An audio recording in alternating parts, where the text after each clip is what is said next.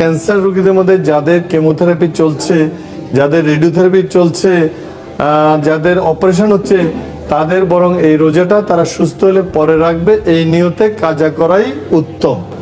এরপরও ধর্মীয় আবেগ অনুভূতির কারণে কেউ যদি রোজা রাখে, তাহলে আমার মনে হয় তখন তাকে তার ডাক্তারের সাথে কথা বলতে হবে, বলে তার ওষুধগুলোকে সিকোয়েন্সিং করতে হবে, যে কোন ওষুধটা সে যে 24 ঘন্টায় যে ওষুধগুলো খেত, সেখানে কোন ওষুধটা সে ইফতারিতে খাবে, কোন ওষুধটা ইফতারির পরে তারাবির সময় খাবে, এবং কোন ওষুধটা সে সেহরির সময় খাবে। এইভাবে তার ডাক্তারের সাথে কথা বলে কিন্তু একটা স্কেডিউল সে করে নিতে পারে। সুতরাং যারা চান এবং যারা শারীরিকভাবে সক্ষম এবং ট্রিটমেন্ট যাদেরকে বাধাগ্রস্ত করবে না, তাদের ক্ষেত্রে কিন্তু এইভাবে আপনার সিকোয়েন্সিং করে আপনার ওষুধ এবং রোজা রাখা যাবে। নিউলি ডিটেক্টেড এবং যারা আমাদের ক্যান্সার চিকিৎসার মধ্যে আছেন, তাদের জন্য আসলে রোজা রাখাটা ডিফিকাল্ট।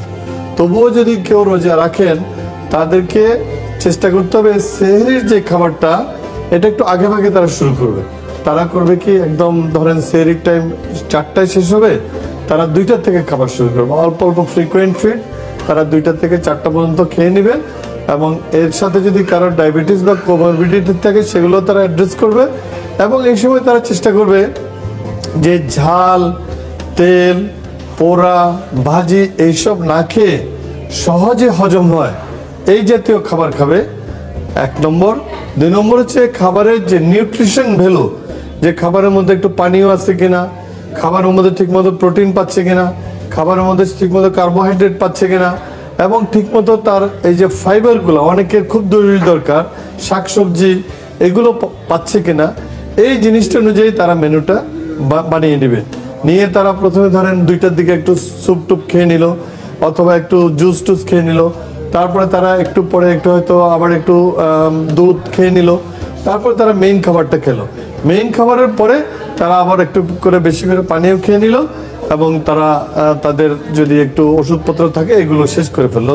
আর যারা ক্যান্সার সার্ভাইভার, তাদেরকে আমি মনে করি যে বেশিরভাগ ক্ষেত্রে তারা নর্মাল পার্সন যারা, তাদেরকে আমরা যে হেলদি সেহরির কথা বলি সেটা ফলো করবে। নর্মাল পার্সনদের সেহরি হেলদি কি, নর্মাল পার্সনরাও অ্যাকচুয়ালি আমাদের বর্তমান যে গাইডলাইন এই অনুযায়ী খেয়াল করবে তার খাবারের মধ্যে প্রোটিন, ফ্যাট, ভিটামিনস, তারপরে আপনার ফাইবার এবং লিকুইড এগুলো যাতে ঠিকমতো থাকে, এটা করে তারপর তারা ওষুধটা খেয়ে নেবে।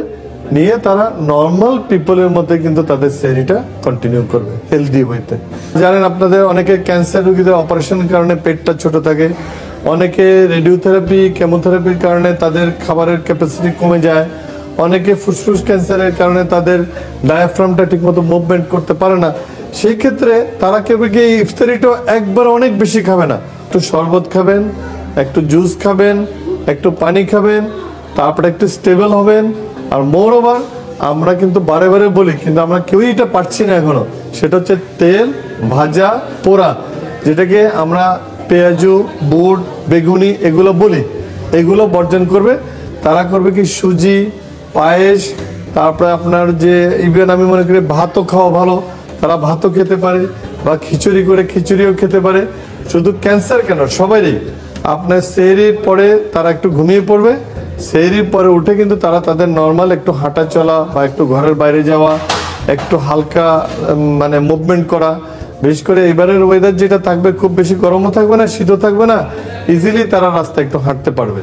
সুতরাং আমরা তো এরকম জিমে যে ব্যায়াম আমাদের রোগীদেরকে করতে পারি না, আমরা ডেফিনেটলি বলবো তারা হালকা ব্যায়াম করবে, হাঁটা চলা করবে, এবং তারা একটু পরে বাসায় এসে আবার রেস্ট নেবে। রেস্ট নেওয়ার পরে তারা করবে কি, একটু দুপুরে যখন রেস্ট নেওয়ার পরে বিকালের দিকে আবার একটু তারা হাঁটাহাঁটি করবে। কারণ এই হাঁটাহাঁটিটা তার খাবার যেগুলো রাত্রে সে সেহরিতে খেয়েছে ওগুলো হজমের জন্য তার খুব দরকার। অ্যাজ ওয়েল অ্যাজ আমরা জানি ক্যান্সার জনিত কতগুলো সমস্যা আছে, যেগুলো রোগীরা যদি মুভমেন্ট না করে তাহলে হয়েছে ওই সমস্যাগুলো বেড়ে যায়।